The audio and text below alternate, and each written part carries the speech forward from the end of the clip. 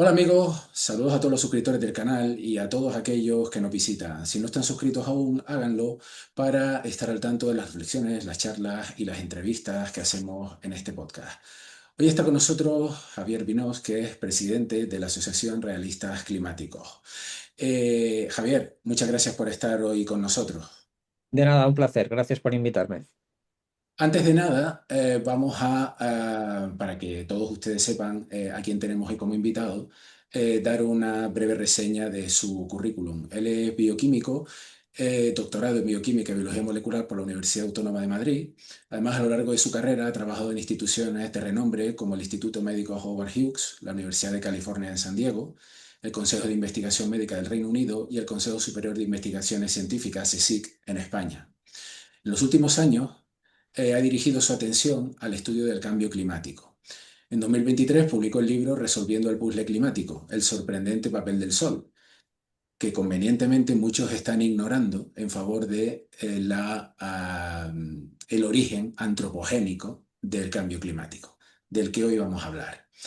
Ahora, hace muy poco tiempo, fundó junto a otro grupo de científicos la Asociación de Realistas Climáticos. Javier, ¿es correcto? Sí, sí, muchas gracias por la introducción, es correcto. Pues Javier, vamos a abrir el melón. ¿Origen antropogénico del cambio climático o no origen antropogénico del cambio climático? A ver, el clima lleva cambiando desde siempre, siempre ha estado cambiando. Entonces, el venir ahora a decir que todo el cambio climático es culpa nuestra es sorprendente y difícil de creer, porque si el clima lleva cambiando desde siempre y cuando miramos hacia atrás siempre vemos cambio climático. Y el clima es cambio climático, entonces, ¿a qué viene decir que ahora no hay cambio climático natural y que todo lo que está pasando es culpa nuestra? Obviamente eso, algo que se dice así, hay que demostrarlo y están muy lejos de haberlo demostrado. ¿Por qué se menciona que hay un consenso científico en torno a este tema? A mí lo del consenso científico me recuerda a Galileo, me recuerda a Aristóteles, me recuerda a otros que, bueno, decían una cosa, la mayoría pensaba otra, y es verdad que aquello no acabó bien. Pero ¿por qué se emplea la palabra consenso cuando lo del consenso en ciencia, la verdad es que escama un poco, ¿no?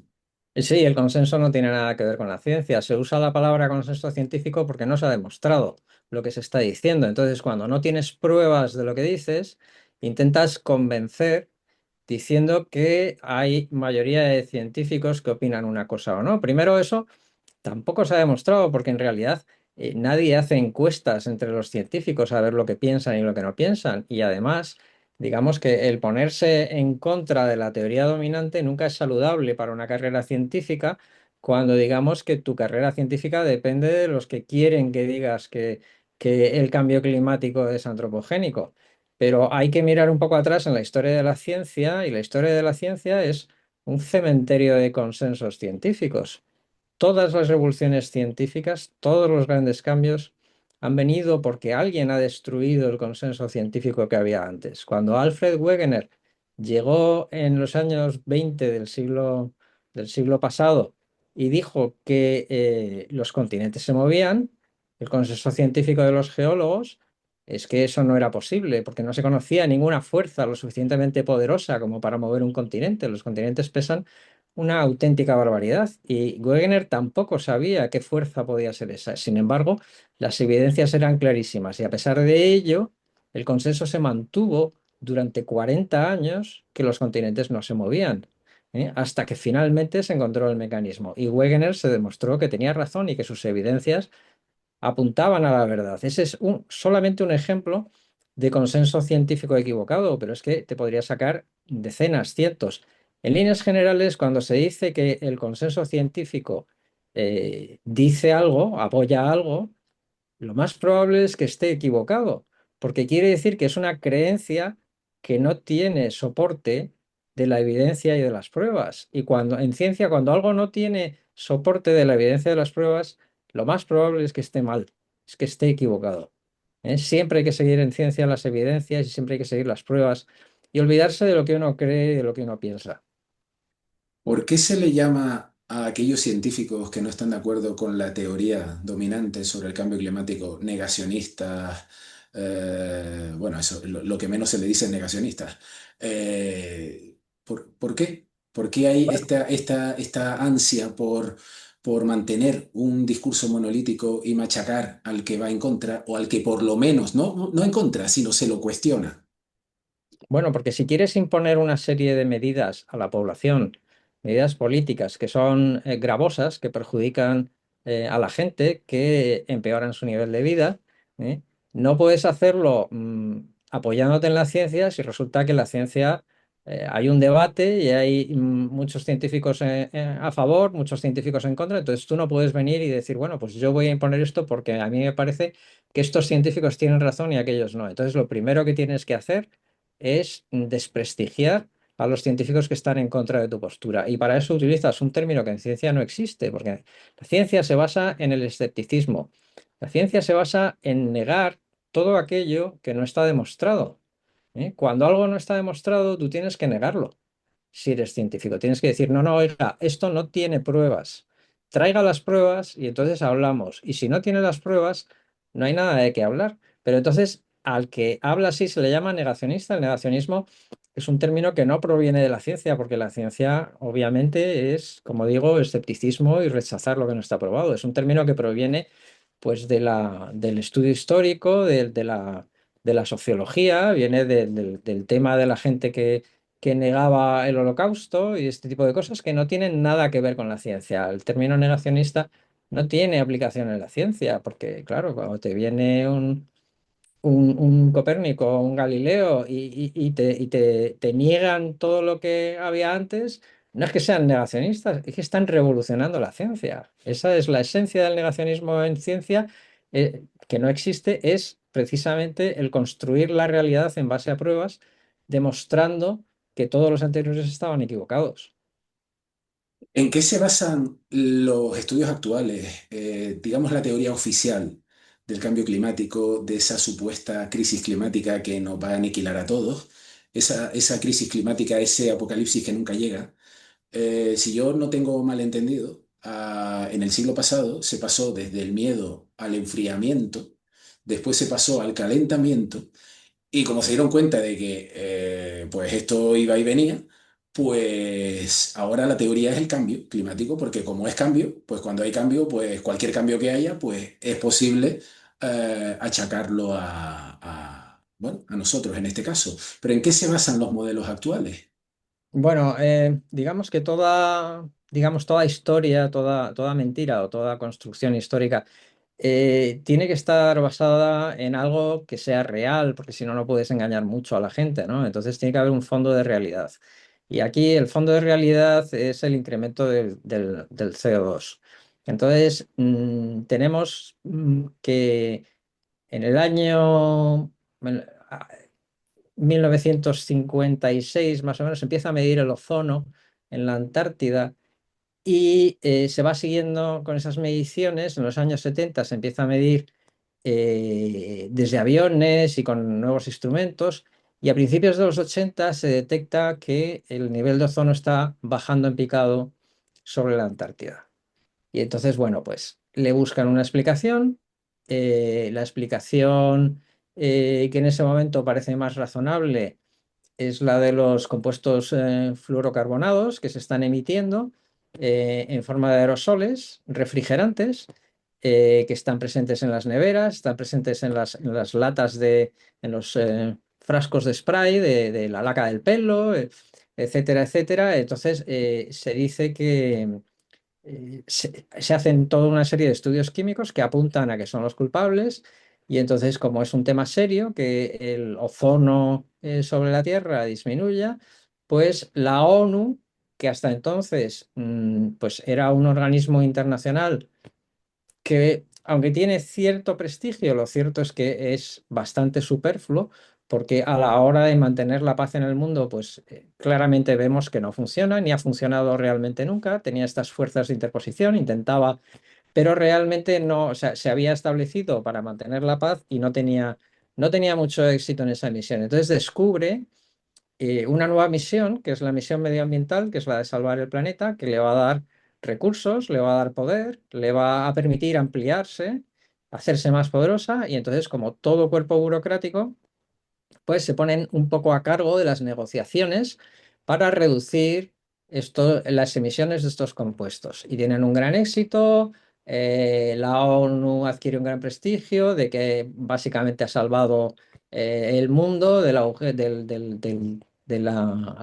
el problema de la disminución de la capa de ozono. Y entonces, claro, esto en el año 87, 88 está conseguido y ha conseguido el mayor triunfo de su carrera la ONU. Y entonces la ONU decide que el tema de mantener la paz y tal está muy bien, pero como no funciona, el tema del hambre, de la pobreza y tal, pues digamos que va con el desarrollo económico y tampoco la ONU tiene demasiado que hacer ahí.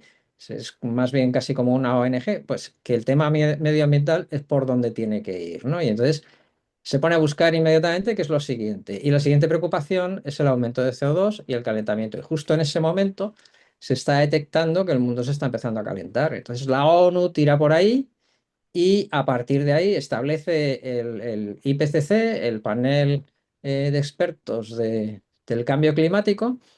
Y a partir de ahí es donde se desarrolla políticamente toda esta historia. El problema es que la solución al problema del cambio climático se había decidido antes de estudiarlo a fondo. Había una serie de gente que estaba haciendo unos modelos en base a lo que se sabía, que es, bueno, como el Shiguro Manabe, que le dieron el premio Nobel hace poco, por estos modelos climáticos. Y en estos modelos, bueno, pues incorporan más o menos lo que sabemos del clima, pero del clima ignoramos la mayoría. Entonces son modelos, pues muy rudimentarios, aunque son muy complejos. El clima es muchísimo más complejo. Estamos hablando de muchos órdenes de magnitud más complejo. Entonces, son hasta cierto punto burdos y se basan en un intercambio de energía vertical desde la superficie hasta arriba de la atmósfera, en la cual los gases de efecto invernadero adquieren una gran importancia y no sabemos si eso realmente es así o no, ¿eh? Pero en los modelos la tienen. Entonces, los modelos predecían, desde los años 60, 70, predecían que el incremento de CO2 iba a causar calentamiento. ¿Cuál era el problema? Pues que desde 1945 así, lo que estaba viendo era lo contrario, enfriamiento. De 1945 a 1975 hay enfriamiento. Entonces, bueno, pues la gente decía, bueno, pues es cierto que los modelos predicen que con el incremento de CO2 tiene que haber calentamiento, pero tiene que haber más cosas. El clima es muy complicado, hay más cosas y tal. Pero cuando en 1975 comienza el calentamiento, entonces dicen, Eureka, aquí está, el CO2 por fin está causando el calentamiento que esperábamos. La ONU salta sobre el tema, ve la ocasión de pasar del ozono al CO2 y es lo que hace, y esto es lo que da lugar a este movimiento, digamos, del cambio climático que viene dirigido desde arriba. Y los científicos empiezan diciendo, no vamos a ser capaces de demostrar que esto es el CO2. Y la ONU, el IPCC dice, no importa, aquí el que se apunte a esta historia tiene dinero, tiene premios, tiene puestos importantes y el que no fuera y negacionista. Y eso es lo que hay. Entonces, claro, los científicos son como el resto de las personas. Si tú les das a elegir entre palo o zanahoria, pues van a elegir zanahoria. Y si la zanahoria implica oh Dios mío, el cambio climático es terrible, pues eso es lo que van a decir, obviamente. Javier, una aclaración para nuestros televidentes. Confírmame si es así o no es así. Cuando tú obtienes resultados en unos modelos es porque has introducido ciertas variables. Claro, los modelos son como si dijéramos un juego de ordenador. Tú Claro, has co- lo que quiero decir es que si tú metes ciertas variables pretendiendo un resultado, será diferente a si metes otra variable. Claro, lo primero que se les exige a los modelos climáticos es que sean capaces de reproducir más o menos el clima, los cambios climáticos que han ido teniendo lugar en las últimas décadas. Entonces, Porque eso ha habido cambios climáticos desde que el mundo es mundo. sí, sí, pero los que tienen que reproducir más o menos son a partir del siglo XX, que es cuando hay mejores datos, ¿no? Entonces, lo que hacen es que primero le meten, estos modelos están formados como si dijéramos por celditas, en cada una de esas celditas le meten una serie de variables, como puedan ser temperatura, humedad, velocidad del viento en una dirección, en otra, presión atmosférica. Hay toda una serie de variables que van cambiando. Y entonces se le meten también las ecuaciones de cuando aumenta la temperatura, qué ocurre con la humedad, tal, no sé qué. Pero muchas de estas cosas son supuestas porque realmente no se conocen y además varían a escalas mucho menores que las que los programas son capaces de manejar. Entonces, una vez que tienes metidas esas variables, ahora tú tienes que conseguir que al aumentar el CO2 y al meterle los cambios que se han registrado, eso evolucione de la manera que tiene que evolucionar. Y entonces empiezas ahí simplemente a trastear, es lo que se llama el tuneado del programa, hasta que lo consigues. Entonces, esencialmente, eso no está reproduciendo lo que ha pasado en el clima, lo que está haciendo es, en base a una serie de conocimientos relativamente básicos, tú consigues que tu juego de ordenador haga lo que tú quieras. Pero eso no quiere decir que en la realidad eso sea así. De hecho, los modelos están atiborrados a errores. Tienen cientos, miles. Cuando te empiezas a leer los artículos científicos, te dicen, bueno, es que esto los modelos climáticos no lo hacen bien. Y es que esto, los modelos climáticos no lo hacen. Es que esto, entonces tú dices, bueno, hay cientos, miles de cosas que se están reportando que no hacen bien para intentar mejorarlos, pero hay muchas más que ni siquiera se está escribiendo acerca de ellas que también están haciendo. Entonces, claro, ¿cómo vas a pretender que algo tan complejo como el clima, un modelo lo haga bien si contiene tantísimos errores? Es imposible, los modelos no son fiables. Los modelos son herramientas para ir aprendiendo poco a poco cómo funciona el clima. Pero pensar que un modelo te va a decir cómo va a ser el clima del futuro es absurdo. O sea, vamos, es que no te puedes fiar en absoluto de lo que dice, porque no funciona como funciona el clima y porque contiene todos nuestros errores y todas nuestras equivocaciones. Los modelos no constituyen evidencia científica, los modelos son simplemente una construcción humana y como tal, falible y dependiente de nuestra ignorancia y de nuestros errores y de nuestro desconocimiento tan brutal y tan grande que hay sobre el clima. El clima es una de las cosas más complicadas que se pueden estudiar. Hablemos de los antecedentes antes de, digamos, la revolución industrial, antes de lo que es bueno, el posible origen antropogénico con el que siempre se nos da la tabarra, que Sí. somos los culpables, que nosotros, vamos, que se avecina el apocalipsis debido a nuestra influencia en el planeta. Hay otros que dicen que puede que no lo hayamos iniciado nosotros, pero lo estamos acelerando. En cualquier caso, hablemos de datos. ¿Qué opinas de este tema de origen antropogénico o no origen antropogénico? El cambio climático empieza demasiado pronto para que pueda deberse al origen antropogénico. Es decir, básicamente te puedo enseñar, si quieres, unas diapositivas que Ujú. tengo aquí. ¿Eh? Vamos a subirlas a compartir pantalla. Ya. Aquí, aquí lo que se muestra es que esta es la evolución de la temperatura durante los últimos 11.300 años. Según los indicadores climáticos que han ido estudiando los científicos, aquí hay una media de 72 indicadores diferentes que más o menos dan este perfil para lo que llamamos el Holoceno.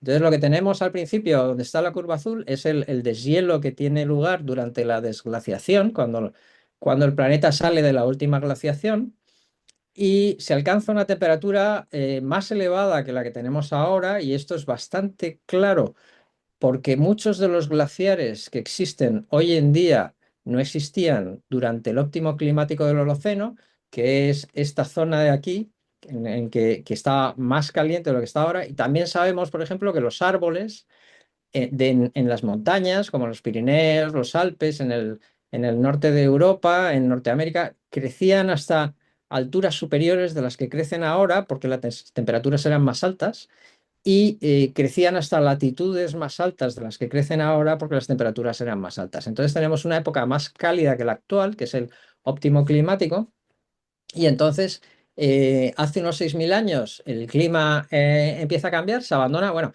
cambios ha habido siempre. Aquí podemos ver todos estos zigzags, son todos cambios climáticos que estaban teniendo lugar. O sea, el clima nunca permanece estable. Esta idea de que el clima puede permanecer estable es completamente equivocada, Es ¿no? Pero decir, que esto de que el cambio climático empieza con nosotros, nanay de la China. Nanay de la China. Lo primero que empieza a ver es que hace unos 6.000, 5.000 años nuestro interglaciar, que se llama el Holoceno, empieza a estar ya madurito y empieza a enfriarse.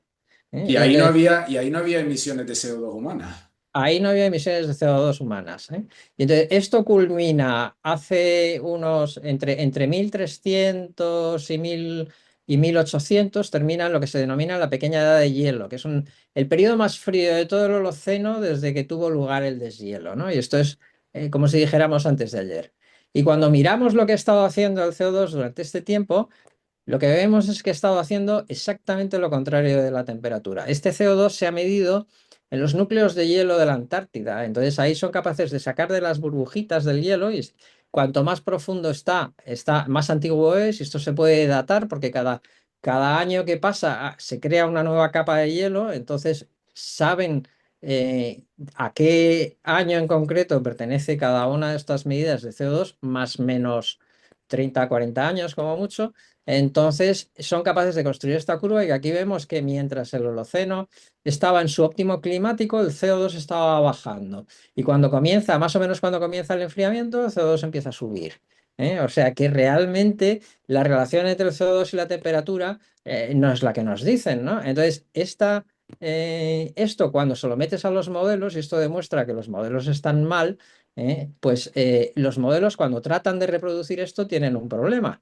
Y es que, como podemos ver aquí, los modelos intentan reproducir estos cambios de temperatura que ha habido en el pasado, pero como en los modelos se le ha dado muchísima importancia al CO2, pues entonces lo que hacen es seguir más la curva del CO2 que la curva que sabemos que tuvo la temperatura. O sea que esto es al mismo tiempo una demostración de que los modelos no funcionan y una demostración de que el clima no depende tanto del CO2 como nos dicen, ¿no? Entonces, cuando nos vamos un poquito más adelante, lo que vemos es que el calentamiento no empieza con nuestras emisiones, el calentamiento empieza mucho antes. Tenemos 200 años de calentamiento. Entonces, aquí podemos ver el glaciar del Ródano, que está en Suiza y que, bueno, pues ya era un destino turístico en el siglo XIX, por lo cual hay un montón de fotografías y postales y demás de cómo estaba el glaciar y sabemos de cuándo son esas fotografías, perdón. Y lo que podemos ver es que el glaciar se estaba fundiendo enormemente desde allá por 1850. Entonces, uno dice, bueno, es que este glaciar en concreto, no, es que cuando se hacen estudios, y Oerlemans hizo un estudio con 169 glaciares y midió el retroceso de esos glaciares, pues vio que desde aproximadamente 1820, que es este punto de aquí, los glaciares han estado disminuyendo en todo el mundo. Esto eran 169 glaciares de todo el mundo, ¿no? Entonces, lo que estamos viendo es que el calentamiento empieza más o menos hacia 1820. Y hay un consorcio científico que se llama Pages 2K, que son una serie de científicos que se han reunido para estudiar el clima del pasado y lo hacen con indicadores climáticos, como los hay de muchos tipos, pues insectos, polen, de tipo vegetal, químicos de las estalactitas de las cuevas, que sería lo que indica la curva esta naranja, y la curva verde serían los anillos de árbol. Y entonces aquí se representa la anomalía de temperatura y aquí estamos viendo básicamente lo mismo que muestran los glaciares, es decir, que el calentamiento comienza en torno a 1820 y va aumentando, pero no lo hace de forma continua, sino que tiene épocas de calentamiento y épocas de enfriamiento, calentamiento, enfriamiento, o sea que va variando, ¿no? Aquí, por ejemplo, podemos ver cómo desde 1945 más o menos hasta 1975, como os he dicho,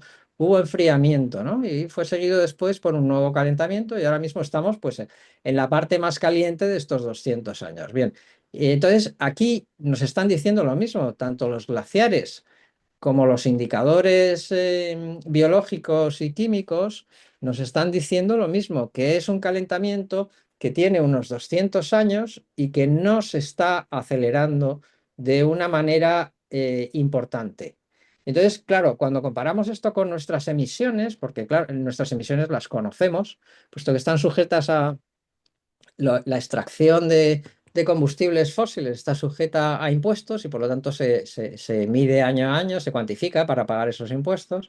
Entonces podemos ver que nuestras emisiones cuando las medimos en miles de gigatoneladas, que son millones de toneladas de CO2, pues podemos ver cómo aumentaron muy lentamente desde 1850, más o menos hasta 1950, y se aceleraron enormemente después de la Segunda Guerra Mundial, cuando tuvo lugar la industrialización ya en todo el mundo, ¿no? O sea, ya España se empezó a industrializar en los 50 también, pero es que también en África, en Asia, las antiguas colonias, hubo un desarrollo económico muy importante. Entonces, lo que observa, eso lo vemos en las emisiones de CO2. Bien, esta aceleración en las emisiones no coincide con lo que está haciendo el clima. Entonces, claro, uno se pregunta, dice, bueno, si tenemos un calentamiento que tiene unos 200 años, que precede a nuestras emisiones y que no responde mucho a nuestras emisiones, pues entonces es posible que estemos contribuyendo al cambio climático, pero no es posible que el cambio climático se deba principalmente a nuestras emisiones. Eso, digamos que los datos claramente lo desmienten. Y entonces, ¿por qué este empeño en echarnos la culpa a nosotros mismos? Fijarlo en el CO2, porque además el CO2 no es el gas de efecto invernadero mayoritario en la atmósfera. Si no tengo entendido mal, es el vapor de agua. Sí, el vapor de agua es el principal gas de efecto invernadero, pero el vapor de agua tiene una propiedad y es que depende de la temperatura, mientras que el CO2 no. Es decir, cuando la temperatura baja, el vapor de agua condensa y se sale de la atmósfera. Y cuando la temperatura sube, el vapor de agua puede aumentar. Y además está muy irregularmente distribuido. Es decir, hay mucho vapor de agua en las zonas de los trópicos y muy poco vapor de agua en la atmósfera en las zonas de las latitudes altas. Entonces, aunque el vapor de agua es responsable directamente e indirectamente a través de las nubes de en torno al 75% del efecto invernadero del planeta, eh, el CO2 está uniformemente distribuido y no responde a la temperatura. Entonces, la temperatura, digamos teóricamente, y por eso se dice, podría responder a los cambios en el CO2, mientras que no debería responder a los cambios en el vapor de agua, porque es al revés, el vapor de agua responde más bien a los cambios de la temperatura. El por qué toda esta historia, bueno, yo te diría que es que los científicos no nos ocupamos de las motivaciones de la gente, de las cosas que pasan dentro de la cabeza de la gente, pero obviamente aquí lo que estamos viendo es una poderosa confluencia de intereses. Por una parte, ya he hablado del interés de la ONU por tener un papel relevante en el mundo, por ser un organismo importante con mucho poder y con mucho dinero. Luego tenemos un tema ideológico, lógicamente, porque las emisiones de CO2 pues, se puede culpabilizar al capitalismo, entonces hay también un tema ideológico de que el capitalismo está destruyendo el planeta y por lo tanto pues los que están en contra del capitalismo son los que van a salvar el planeta. Luego, por otra parte, hay un tema económico importantísimo y es que toda la gente, si quieres esquilmarla y sacar muchísimo dinero, les tienes que vender algo. Entonces, si les vendes un nuevo sistema energético, pues ahí la cantidad de dinero es brutal. O sea, se está hablando de billones y billones de euros que hay que invertir en esto. Entonces, en desarrollar toda una nueva infraestructura. Esto, si no hubiera crisis climática, no pasaría. Y toda esta gente que se está forrando y ganando muchísimo dinero y que espera ganar muchísimo más, construyendo aerogeneradores y construyendo paneles solares y coches eléctricos y toda esta infraestructura que de pronto hay que cambiar a la voz de ya porque nos lo digan, y resulta que tu coche de gasolina ya no sirve y te tienes que comprar otro y no quieren que te lo compres de gasolina y quieren que te lo compres híbrido, pues todo esto es muchísimo dinero. Entonces, ahí hay una confluencia de intereses muy grande. Entonces está la gran empresa, está la gran política, la alta política, está la ideología, o sea que ahí tenemos una confluencia que es la que está creando todo este ambiente y la gente se está empezando a dar cuenta de lo que hay detrás, es decir, que la están engañando porque las pruebas no están, porque el cambio climático, la mayor parte de la gente casi ni se daría cuenta si no lo estuvieran machacando todo el día, porque el clima es variable, el tiempo es variable y sí, es cierto que los inviernos son menos fríos, pero es que eso, quiero decir, Ya ha pasado antes y probablemente volverá a pasar. No solo eso, sino que además tampoco es malo, ¿no? Quiero decir, que los inviernos sean muy duros, pues hace que se muera más gente de frío, que la gente sufra más enfermedades, que la energía sea más cara y la gente gaste más en energía. Unos inviernos suaves, nosotros somos animales tropicales, es decir, no tenemos pelo por una razón, pues porque provenimos de los trópicos. Entonces, claro, el frío a nosotros nos requiere un gasto importante para mantenernos calientes en aislamiento de viviendas, en calefacción, en ropa, en toda esa serie de cosas. Entonces, si los inviernos son más suaves, pero no solo nosotros, también los animales. La mayor parte de los animales en las latitudes medias sufre una mortandad terrible durante el invierno. Muchísimos pájaros mueren durante el invierno. Entonces, y muchos otros animales que no salen adelante. Y cuando los inviernos son suaves, pues salen más adelante y hay más plantas también que salen adelante. Entonces, realmente el cambio climático, si no nos estuviera machacando todo el día con él, a la mayor parte de la gente le parecería de perlas si es que se da cuenta, porque muchos ni siquiera se darían cuenta. ¿Qué opinas de lo que se dice de a través de las instituciones, los medios de comunicación y todas estas organizaciones, eh, de que los fenómenos extremos están aumentando con el cambio climático y vamos camino del desastre y demás? Porque yo tengo entendido que los datos no apoyan que esto de que los tifones, los huracanes, la sequía esté relacionado, está en aumento. Efectivamente, el principal problema es que lo dicen y lo dicen y lo dicen y jamás muestran datos porque no los hay. ¿Eh? El, el- el problema fundamental que tienen con todas estas historias es que no están los datos.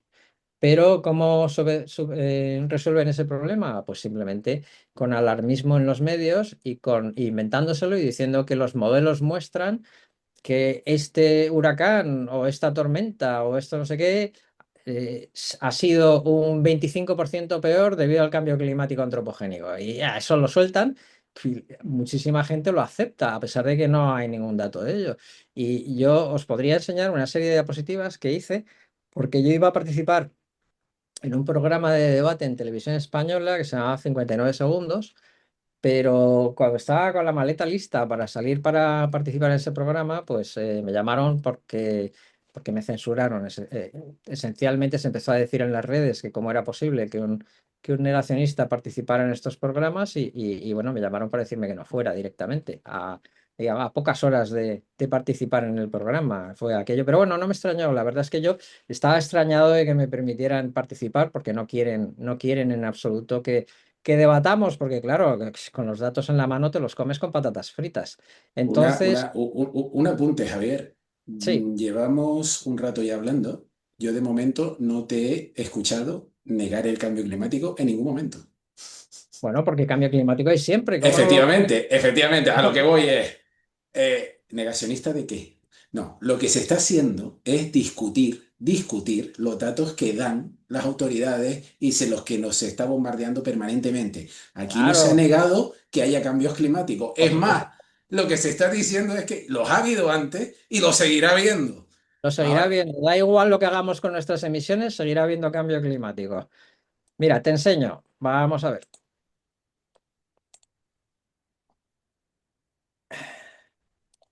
No sé si, espera, sí, ya se ve ya.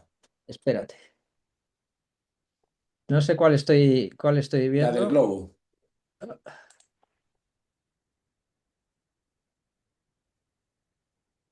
La del globo, vale, aquí está. Muy bien.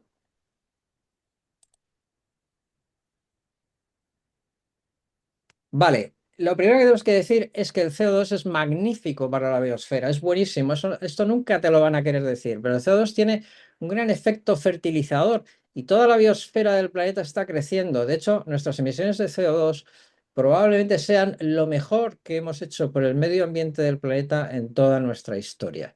Y esto es simplemente una reconstrucción a partir de las imágenes por satélite del cambio de área foliar. Es decir, los satélites son capaces de medir en la longitud de onda en la que absorbe la clorofila y decirte cuánto está cambiando la vegetación del planeta. Y aquí lo que vemos es que en porcentaje entre 1982 y 2015, estas áreas, cuanto más verde están, mayor ha aumentado la vegetación en ellas. Es decir, el planeta está respondiendo positivamente al aumento de CO2.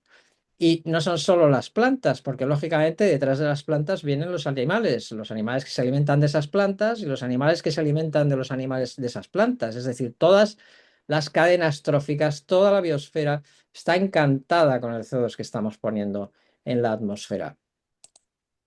Pero es que, claro, los datos nos dicen, bueno, los huracanes y los ciclones están empeorando. No es cierto. Aquí tenemos desde el año 72 los datos de la energía acumulada de los huracanes y ciclones de todo el mundo, recogidas.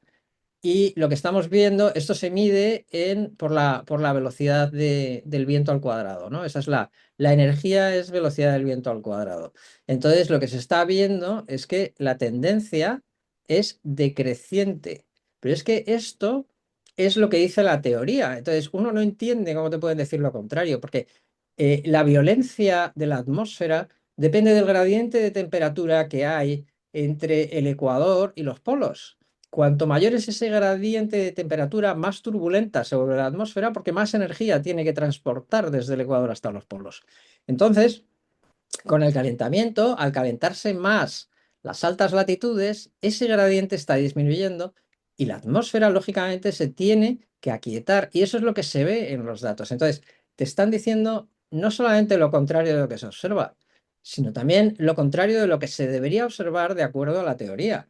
Pero les da igual, porque de lo que se trata es de engañar a la gente, no se trata de explicar la ciencia, ¿eh? Entonces, estos son datos oficiales, ¿eh? Y en azul estarían los datos globales y en gris estarían los datos del hemisferio norte, que siguen también más o menos lo mismo. Y podemos ver cómo el máximo tuvo lugar en los años 90, a principios de los 90, y desde entonces pues está descendiendo, ¿no?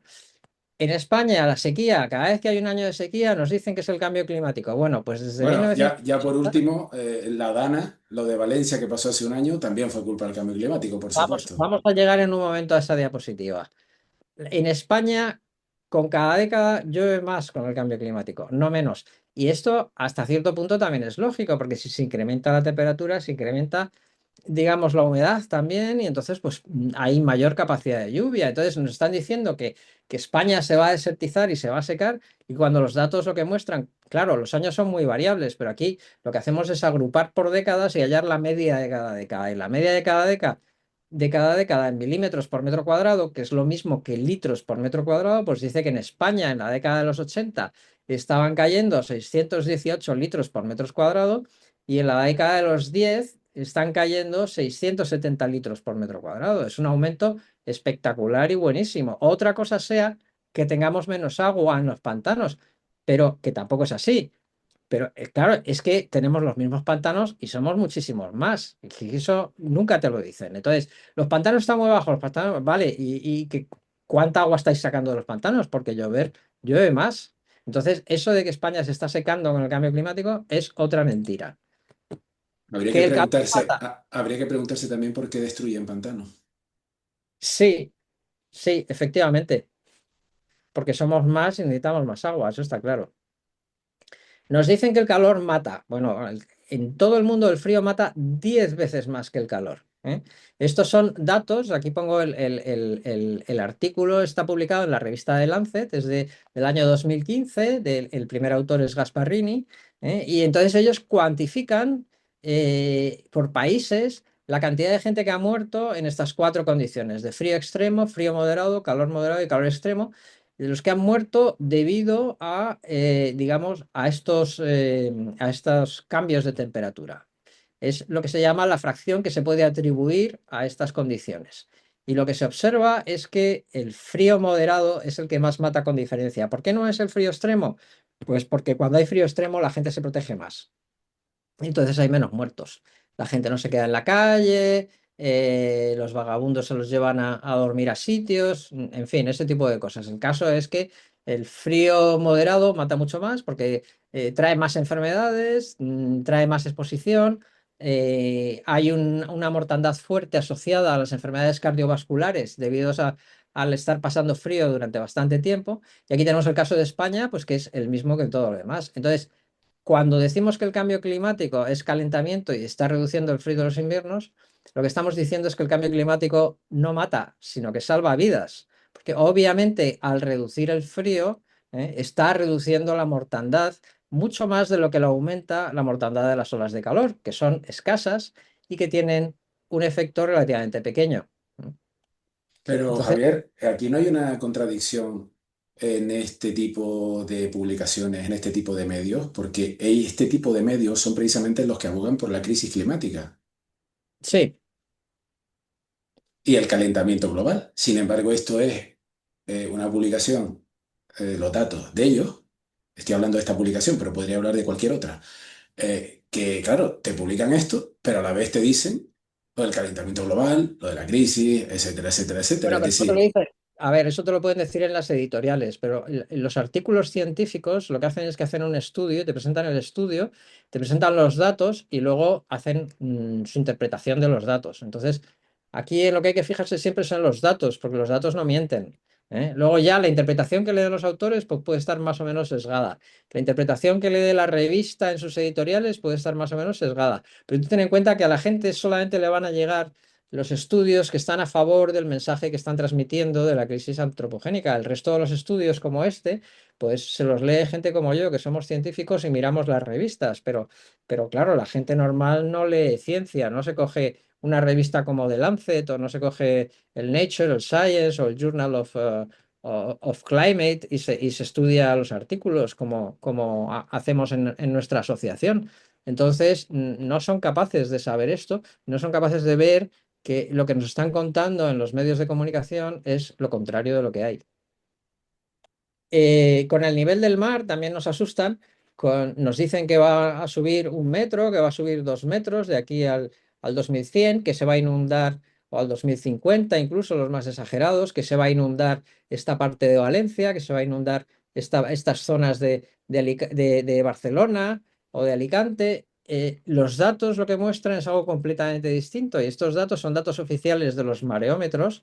Y yo me he mirado los datos de los mareómetros de Santander, La Coruña, Vigo y Alicante y he hallado la media de estos cuatro. Y lo que podemos ver es que desde 1960 a 2020, es decir, en 60 años, el nivel del mar en España ha subido 13 centímetros. 13 centímetros es una cantidad muy pequeña a la que nos podemos adaptar sin problemas. Y la cuestión es, ¿por qué pensamos que en los siguientes 60 años va a subir 1 metro? Si en los anteriores ha subido 13 centímetros. O sea, es que aunque suba 14 o 15 o 16, es que da igual, es que no vamos a tener ningún problema por ello, como no lo hemos tenido. Entonces, tenemos aquí una exageración tremenda cuando los datos lo que muestran es algo completamente distinto. sí, no parece que vayan a desaparecer ciudades costeras por 13 centímetros, ni por 18 ni por 20, ¿no? Claro. Y pasamos a lo de las riadas que me comentabas. Aquí tenemos las riadas que han tenido lugar en 700 años de acuerdo a los registros. Hay los libros del Consejo Valenciano tienen registradas todas las riadas que han tenido lugar en la ciudad de Valencia y entonces aquí yo lo que he hecho ha sido poner un punto negro para cada una de esas riadas en la fecha en la que tuvo lugar sobre la curva de temperatura oficial del consorcio Pages 2K, que está basada en indicadores climáticos y en los anillos de los árboles. Estas son las dos curvas que hay aquí que básicamente dan la misma información. Y aquí vemos el calentamiento reciente desde 1820 hasta la actualidad, que es esta parte de aquí. Y lo que vemos es que las riadas no guardan ninguna relación con la temperatura. Había las mismas riadas durante la pequeña edad de hielo, entre 1300 y 1820, que las que hay ahora. Entonces, cuando nos dicen que es culpa del cambio climático, pues están ignorando todos los datos históricos que muestran que no es así, que son condiciones meteorológicas que se han dado tanto durante épocas frías como se están dando ahora. Entonces, es la ignorancia completa de los datos, o sea, el obviar los datos Y como esto no puede ser accidental, pues tiene que tener únicamente el objetivo de engañar a la gente, obviamente. Y de hecho, en el Mediterráneo español, las riadas están disminuyendo. Esto es un artículo, un excelente artículo en la revista Hydrological Sciences de dos profesores españoles, Barrientos y Rodrigo, que se publicó en el año 2006, en los cuales ellos han medido el número de riadas anuales y han sacado la media por década, ¿no? Desde 1700 hasta el año 2000. Entonces, lo que vemos aquí es que, bueno, en torno a 1850 fue cuando más hubo el pico, por así decirlo, pero que ha habido picos distribuidos en todos los siglos. Y curiosamente, el pico del siglo XX tuvo lugar en la década de 1960-70, que es cuando más riadas hubo en España. Y desde entonces, con el calentamiento, desde mediados de los 70, lo que estamos viendo es una disminución de las riadas, lo cual estaría más o menos de acuerdo con la imagen que he mostrado antes, de que también los huracanes y la energía de los huracanes y demás está disminuyendo en el mundo.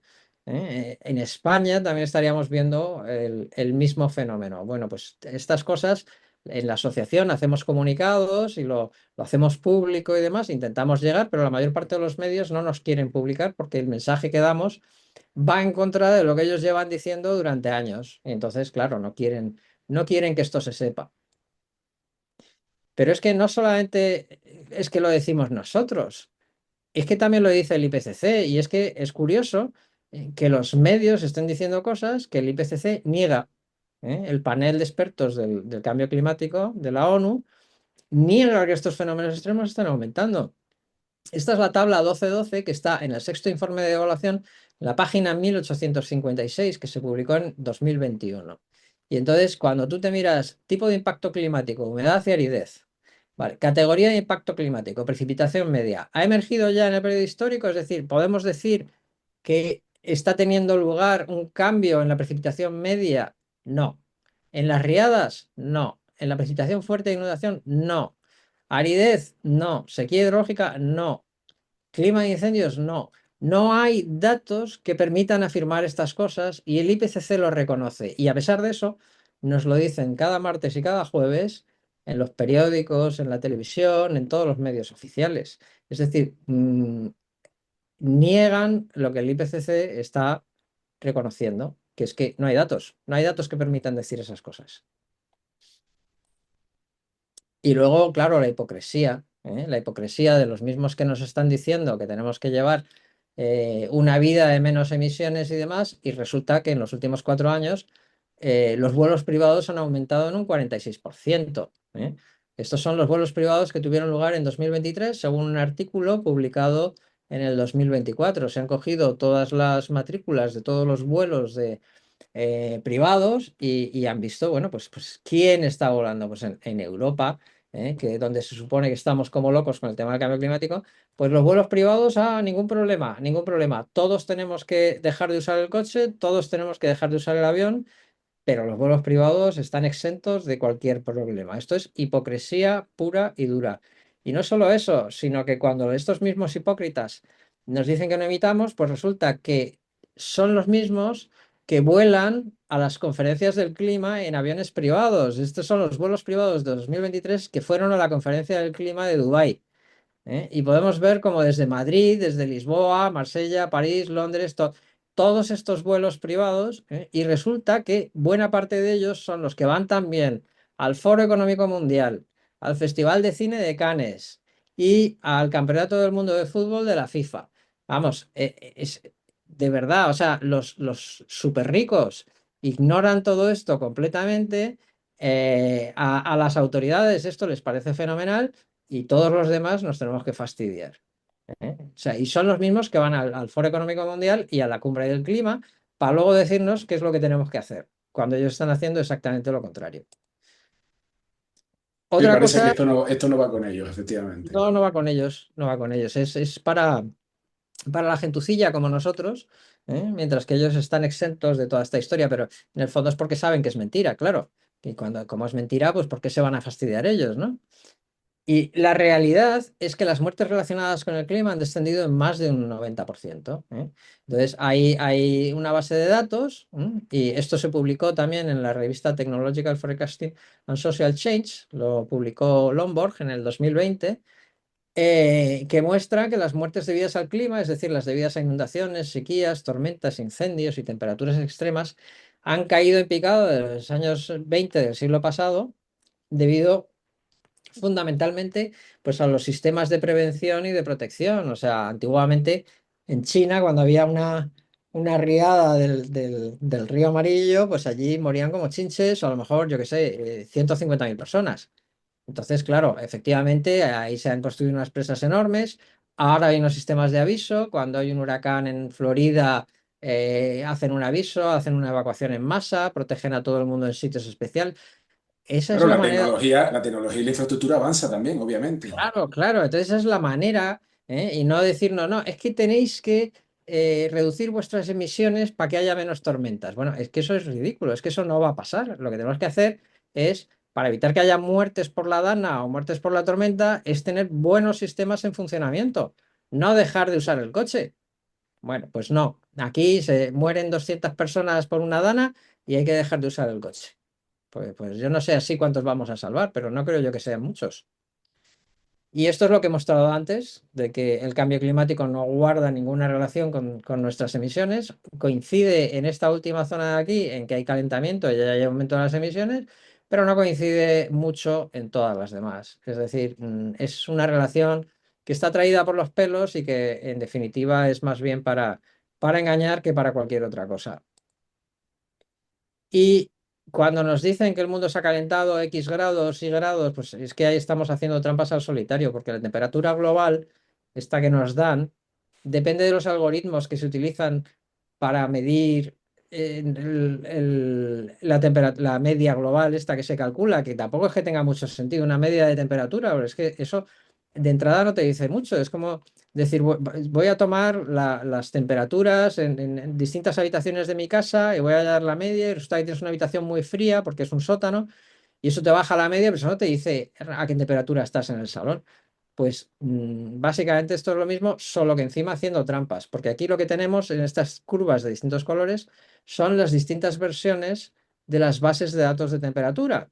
Y la HATCRU 3, pues es la que estuvo funcionando hasta el 2012, que luego se amplió hasta el 2014, fue sustituida por la HATCRU 4 y esta mostraba más calentamiento con los mismos datos, porque no es que añadieran datos nuevos, no, no, los datos de las estaciones son exactamente los mismos para las tres curvas.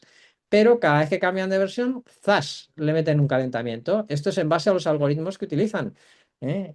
Vamos a darle más peso al calentamiento que tiene lugar en Groenlandia. Bueno, pero oiga, es que en Groenlandia no se está midiendo la temperatura. No importa, hacemos una interpolación, y entonces calculamos nosotros cuánta temperatura debe estar haciendo, aunque no lo mida nadie. Pues es que así le puedes meter el calentamiento que quieras. Entonces, ¿qué es lo que pasa? Pues que el calentamiento es mucho mayor en las bases de datos que en el clima. Esto es a lo que yo me refería antes cuando te decía que en función de las variables que tú le metes obtienes unos resultados o en función del algoritmo que utiliza el programa, pues si tú quieres que figure tal resultado, vas a trabajar para que figure tal resultado. Claro, aquí, por ejemplo, entendiendo. Otra cosa que me sorprende, Javier, es porque Sí, siempre se habla de, porque ahora que estás hablando de la zonificación, digamos, ¿no? Es curioso que cuando se habla de este tema, siempre se dice, no, la sequía en no sé qué sitio, no, las tormentas en no sé dónde. Pero claro, se obvian otras cosas, el claro, descenso de no sé qué cosa en otro sitio o el claro. reverdecimiento de no sé qué región en otro sitio. Es decir, depende de donde tú te enfoques, el mensaje es más alarmista o menos. Claro, eso es una selección de datos, obviamente. Tú puedes tener a la gente constantemente preocupada porque en alguna zona del planeta está pasando algo que no debiera, pero eso siempre ha sido así. Eso siempre ha sido así. Y lo que pasa es que antes a lo mejor aparecía en algún periódico una nota pequeña y ahora tienes ahí una propaganda tremenda porque interesa que eso salga así.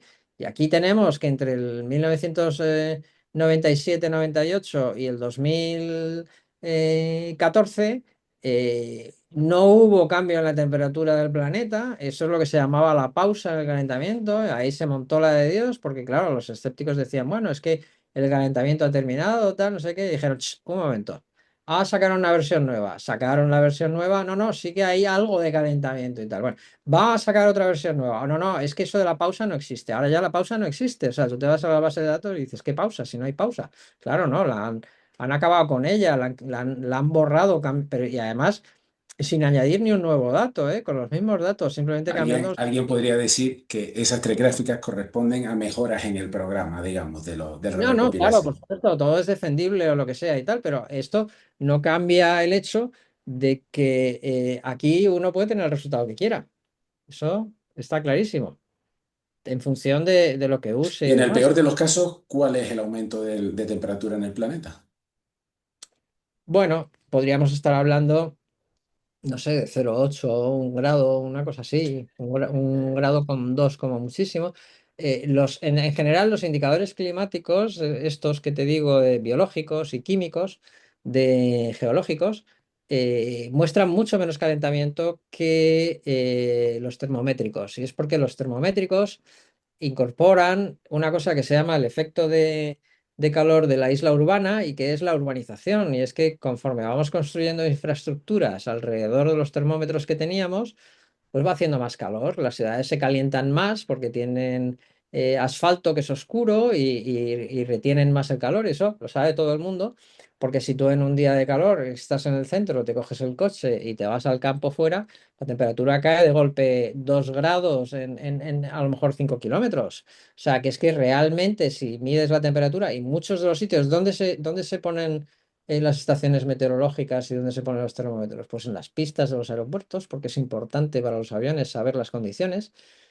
Entonces, ¿qué ocurre? Pues que las pistas de los aeropuertos no son precisamente el lugar más indicado para medir la temperatura, donde tanto los aviones como el asfalto, como todo lo demás, están subiendo la temperatura allí. Pero claro, como lo que interesa es mostrar una temperatura que suba, pues de eso no se dice nada, claro. Javier, ¿por qué el CO2? ¿Por qué el CO2? Sí, ¿por qué de todos los gases? ¿Por qué de... Bueno, ahora te quería preguntar, ¿qué opinabas de Al Gore? ¿Vale? Eso lo primero, pero la siguiente que quería hacerte era, ¿por qué el CO2? Pero bueno, termina de explicarnos en la gráfica. No, bueno, esto simplemente es que toda esta historia del clima, en el fondo, solo sirve para sacar pasta, porque realmente a la subida de CO2 no se le está afectando. Yo en esta gráfica lo que estoy poniendo son la evolución de los niveles de CO2 de la atmósfera y las conferencias climáticas que ha habido. Y podemos ver que el efecto que tiene todo esto de las conferencias climáticas es absolutamente nulo. Es decir, no sirven para nada. Todas las políticas que se están aplicando todo tal. Entonces, ¿por qué se sigue haciendo? Quiero decir, si llevamos ya 30 años de conferencias climáticas y llevamos 30 años de políticas para reducir las emisiones y el efecto es nulo, ¿por qué se sigue? Hombre, hay un efecto que sí es continuo, conferencia tras conferencia, y es nuevos impuestos, nuevas tasas, nuevas Claro, iniciativas, y bueno, eso sí se está haciendo. claro, pero efectivamente al clima eso le tiene que dar igual. Al clima todo esto no le afecta para nada. Desde un punto de vista de los niveles de CO2 y desde un punto de vista del clima, todo lo que se lleva haciendo durante 30 años no ha servido para absolutamente nada. Entonces la cuestión es ¿por qué seguir haciéndolo? ¿Eh? ¿Por qué seguir tirando dinero en esto y tal? Y tú me preguntas que ¿por qué el CO2? Bueno, pues el CO2, como te he dicho, es quitando el vapor de agua, cuyo efecto sobre el clima depende más del clima que el clima del vapor de agua. El CO2 es el segundo gas de efecto de invernadero más importante y es el que estamos cambiando nosotros. O sea, nosotros estamos aumentando el CO2 del planeta. Entonces, ese es un efecto que estamos teniendo. Ese es un experimento en el que nos hemos embarcado. Ya en el año 59 lo empezaron a decir algunos científicos que estábamos embarcados en el mayor experimento que ha hecho nunca la humanidad de alterar la atmósfera en base a las emisiones de CO2. Y eso es verdad. La cuestión es, ¿esto qué efecto tiene? Porque, claro, si resulta que el efecto es beneficioso, como hemos visto en la primera diapositiva que he puesto hace un rato, de que la biosfera está creciendo y los árboles se hacen más grandes pues entonces adelante con ello, ¿no? Es fantástico, es lo que estamos haciendo, ¿no? Si tiene el efecto de que está estropeando el clima y va a tal, pues entonces, claro, entonces ahí digamos que el CO2 se convierte en el punto de acción importante porque permite, por un lado, atacar al sistema capitalista, que es el sistema basado en el desarrollo económico, que es el que ha hecho que la gente viva lo bien que vive y que tenga las cosas que tiene y que tenga la movilidad que tiene, etcétera, etcétera. Entonces, claro, es difícil atacar un sistema que a la gente le ha dado una vida mucho mejor. Entonces, el CO2, por una parte, permite atacar eso, ¿no? Y por otra parte, permite atacar el sistema energético en el que está basado el mundo, porque el 82% de la energía que utiliza la humanidad proviene de los combustibles fósiles. Entonces, atacando ese sistema energético, puedes vender uno nuevo que funciona peor y que es más caro, pero que si no, no lo vendes, claro. ¿Qué efecto, Javier, tiene el sol? Porque esto es de lo que desde luego prácticamente no se habla. ¿Cuál es el efecto del sol en todo esto? Esa es la gran pregunta que todavía no se ha conseguido responder. O sea, el efecto del sol sobre el clima no es directo.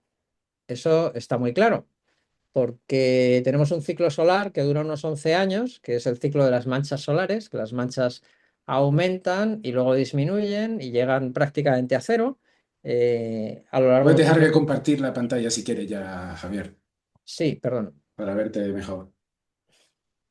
Sí, entonces tenemos un ciclo de solar de 11 años y sabemos que ese ciclo tiene muy poco efecto sobre la temperatura, tiene un efecto de 0,1 grado centígrado más o menos, ¿no?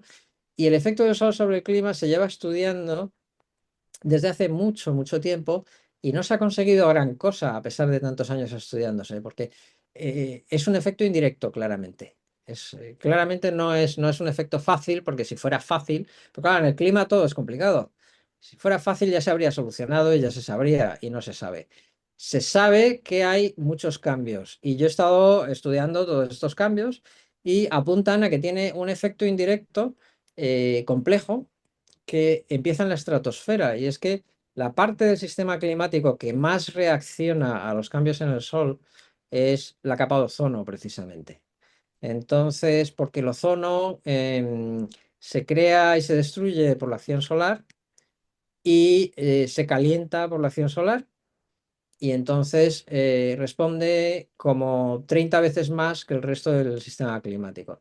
Y esto crea unos cambios en la estratosfera que apuntan a que la cantidad de energía que el sistema climático es capaz de mantener depende de la actividad del Sol. Es decir, cuando la actividad del Sol es alta, el sistema retiene más energía y el planeta se calienta, y cuando la actividad solar es baja, el sistema retiene menos calor, pierde más calor por los polos, fundamentalmente, porque las zonas tropicales, el Ecuador y demás, están muy protegidas por el efecto invernadero, pero los polos no. Los polos prácticamente no tienen efecto invernadero porque no tienen vapor de agua.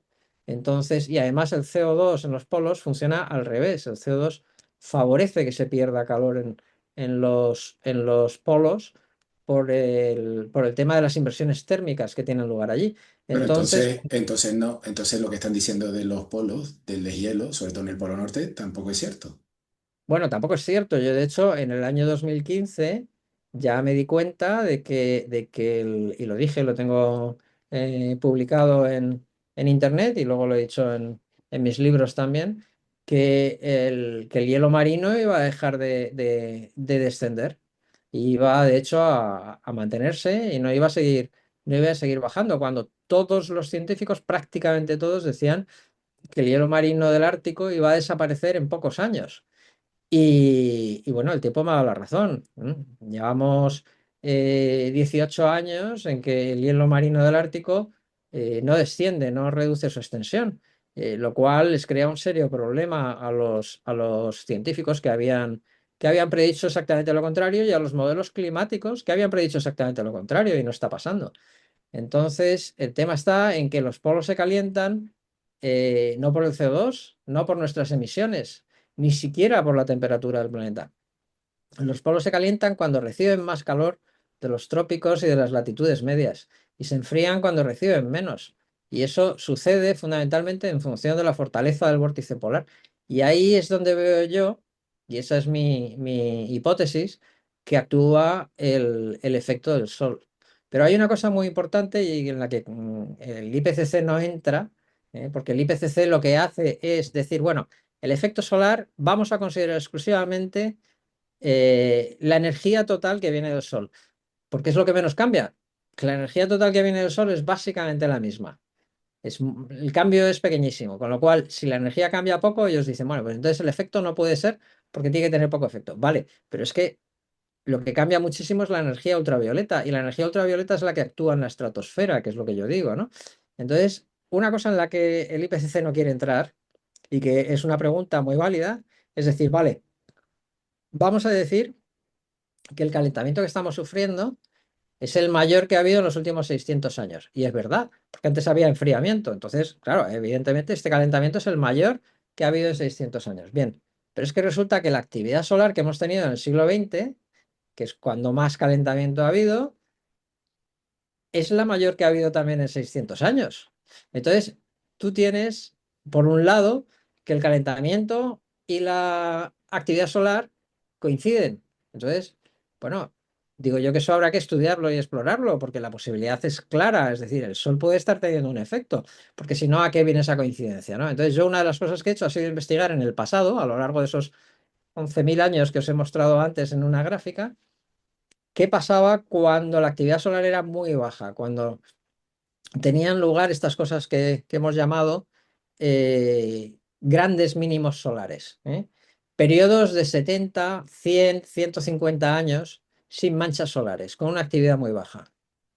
Indefectiblemente, en los mayores de ellos, en los que duran entre 150 y 200 años, en todos ellos, en los que ha habido, el clima ha empeorado notablemente, notablemente. Entonces, claro, aquí ya no tenemos el hecho de que han coincidido una vez.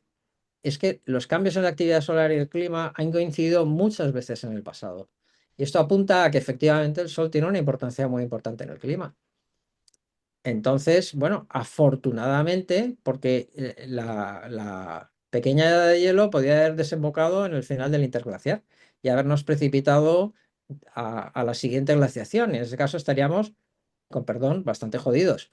Pero Pues hay algunos que estaban pensando en lo del escudo ese para el paraguas ese para el no se va a hacer, planeta. no se va a hacer porque las implicaciones legales son brutales. Porque si tú te pones a jugar con el clima y a hacer experimentos así, y luego en algún sitio, pues yo qué sé, tienen una inundación o una lo que sea, pues te van a echar la culpa a ti. Te van a echar la culpa a ti, ¿no? Tampoco creo que Entonces, les importe te van mucho, a ¿eh? llevar ante los tribunales, te van a llevar ante los tribunales y te van a dar una buena. Así que yo creo que nada de eso se va a poder hacer. Una pregunta que te comenté antes, que se me olvidaba insistirte de nuevo, es ¿qué opinas de Al Gore? Porque como ciudadano, yo recuerdo que buena parte de toda esta historia empezó con aquel documental famoso de Al Gore, Sí, creo que se llamaba Una verdad incómoda. sí. Y hay gente que dice que Al Gore deliberadamente expuso datos que no eran exactamente así. Bueno, a ver, en el tema este del cambio climático, lo que estamos viendo de tanto los políticos como los que lo promueven, como los activistas, lo que están haciendo es poner unos datos muy sesgados y parciales y decir cosas que no son. O sea, eso lo estamos viendo por todas partes. Al Gore no inventó eso. Al Gore, tío ambicioso, bueno, pues que decidió, al igual que decidió la ONU apuntarse a esta historia, pues decidió que él también, y como fue de los primeros que lo decidió y tenía los resortes y los recursos porque él era senador, pues consiguió, digamos, un trampolín muy importante con el tema del cambio climático. Consiguió llegar a vicepresidente porque, claro, le eligieron por el tema climático y tal, que cada vez pintaba más en la ONU y demás, pues consiguió llegar a vicepresidente. Creó una cadena de televisión que luego se la vendió por una cantidad exorbitante a Al Jazeera y se hizo multimillonario. Entonces, bueno, pues es alguien que claramente ha vivido de toda esta historia del cambio climático. Es uno más de los que se están aprovechando y se han aprovechado a base de bien de esta historia y se ha comprado una mansión al borde del mar. O sea que supongo yo que a él mucho no le debe preocupar la subida del nivel del mar. Y claramente lleva una vida que en nada tiene que ver con lo que predica, Sí, más que en el cielo. con la crisis climática, ¿no? Sí, sí. Entonces, bueno, pues lo que tenemos es al aprovechado número uno, que digamos que se hizo súper famoso con su película y encima se llevó un premio Nobel. O sea, ¿qué más puedes pedir, no? Se lo montó muy bien. Yo como ciudadano me hago una pregunta, ¿vale? Me la hice durante la pandemia y me la hago con este tema constantemente. Mm, ¿Dónde está la comunidad científica? Es decir, siempre se dice, según un estudio, bien, habría que, entiendo yo, preguntarse quién está detrás de la financiación de ese estudio, cómo es ese estudio, etcétera, etcétera, pero a tu modo de ver, ¿qué proporción de científicos realmente tienen una visión contraria a la oficial? Que lo digan o no, ya es otra historia. Pero ¿tú crees que hay un porcentaje importante de científicos que están diciendo, oiga, no? Otra cosa es que mi cátedra, mi puesto, mis subvenciones, mis ayudas dependan de eso y entonces, pues bueno, pues vale, sí, decid lo que queráis. ¿Tú crees que hay un grueso de científicos que están planteándose dudas acerca de toda esta historia?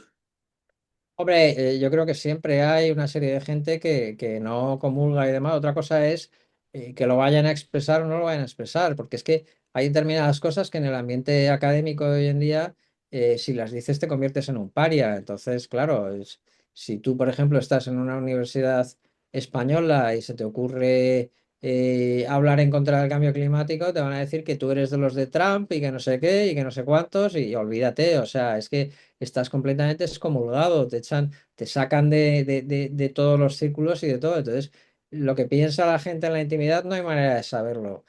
Yo lo que te diré también es que hay que estar muy metido en los datos para poder tener una opinión sólida y el problema es que las ciencias del clima son muy complicadas y abarcan muchas cosas, abarcan oceanografía, física de la atmósfera, física de las radiaciones, mm, corrientes oceánicas, temperatura. Sin embargo, de este tema opina todo Dios, ¿eh?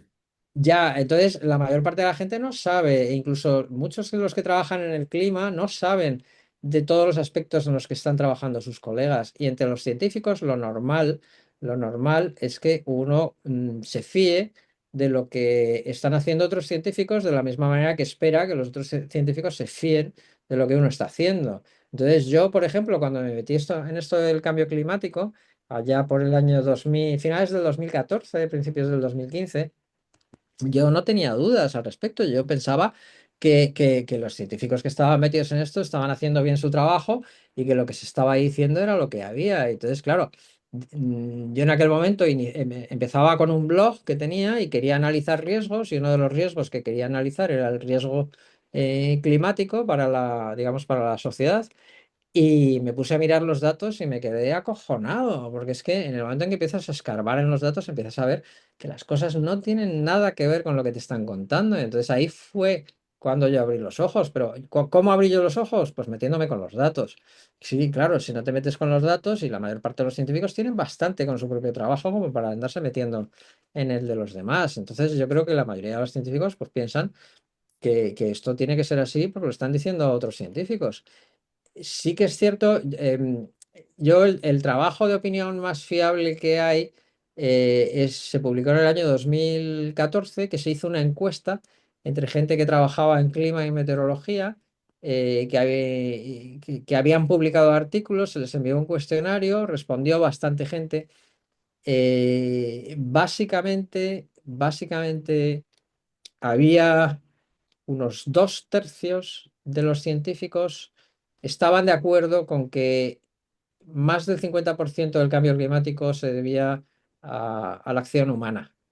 Y un tercio o no estaba de acuerdo o no contestaba.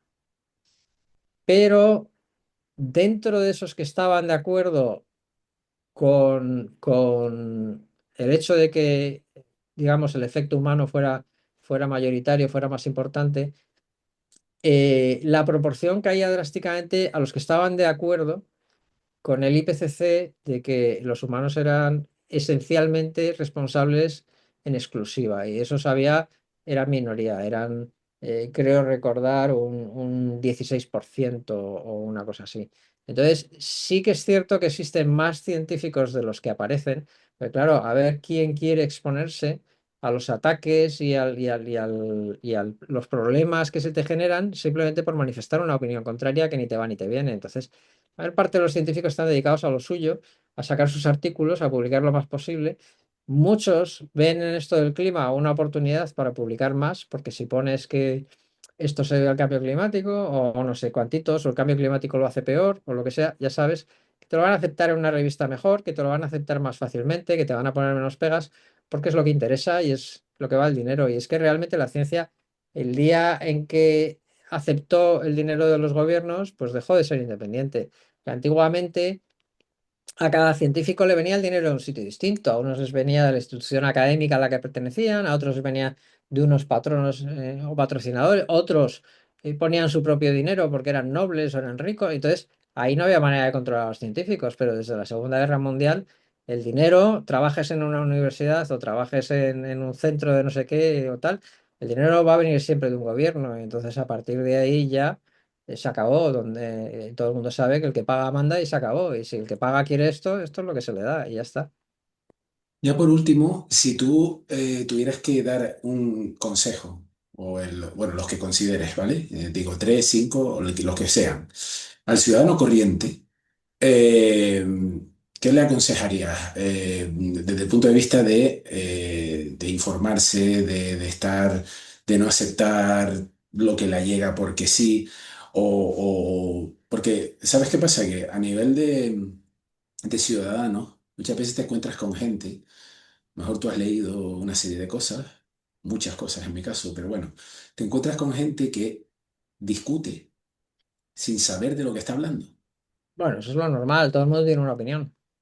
Sí, pero claro, estamos hablando de cosas vale, el clima es muy complicado, Muy pero hay cosas que son relativamente visibles, obvias, ¿vale? Es decir, oiga, es que esto es así, así, así, sí, pero tú no ves que esto es así, así, así, y si el dato este te dice que el histórico es tal, tal, tal, aquí algo no cuadra.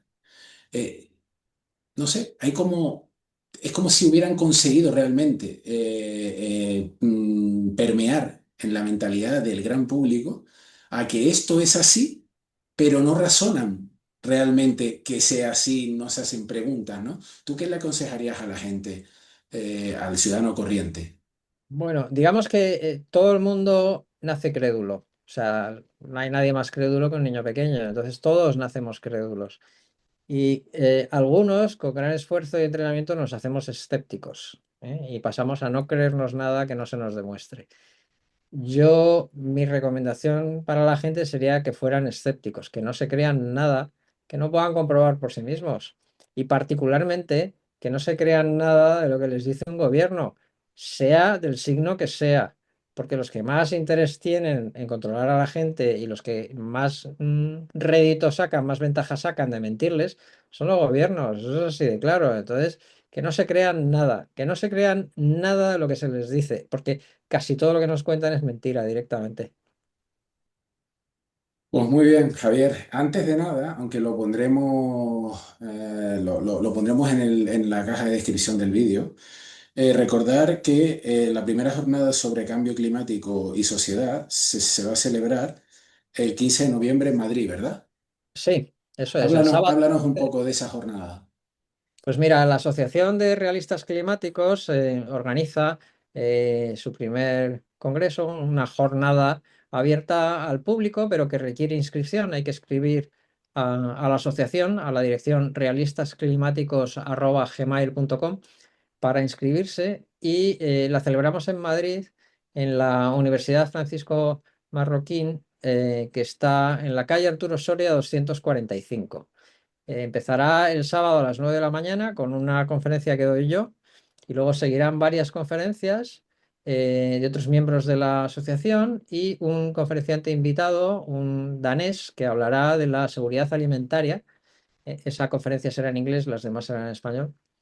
Luego por la tarde tendremos una sesión de pósters, tenemos toda una serie de pósters científicos y luego a partir de las 5:30 de la tarde habrá una mesa redonda muy interesante sobre clima, energía y medios de comunicación, en la que participan Manuel Fernández Ordóñez, que es un experto nuclear en energía nuclear, Carmelo Jordá, que es jefe de redacción de Libertad Digital, eh, José Ramón Ferrandis, que es un analista de riesgo económico, y Javier del Valle, que es un profesor del Centro de la Defensa y de la UNED, que es climatólogo y que pertenece a la asociación.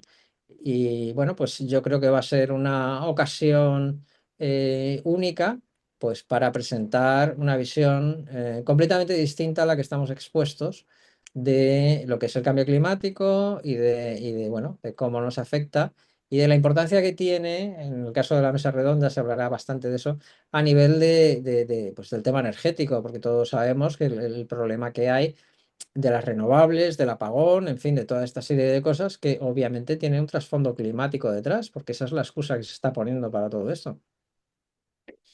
Bueno, amigos, ya lo ven. Esto no se trata de negar cambios climáticos ni de nada. Se trata de ser críticos, de pensar por uno mismo y de analizar los datos. Y si esos datos que nos continuamente nos machacan permanentemente con ellos son verdad o no lo son. Hoy Javier nos ha dado una muestra de que ser crítico y estudiar los datos, pues a veces debería hacernos pensar un poquito con la cabeza y no usarla solo para ponernos gorros. Javier, muchísimas gracias por haber estado con nosotros y Gracias a espero ti por volver a invitarme. tenerte en el canal. Muy bien, cuando quieras. Gracias. Un saludo.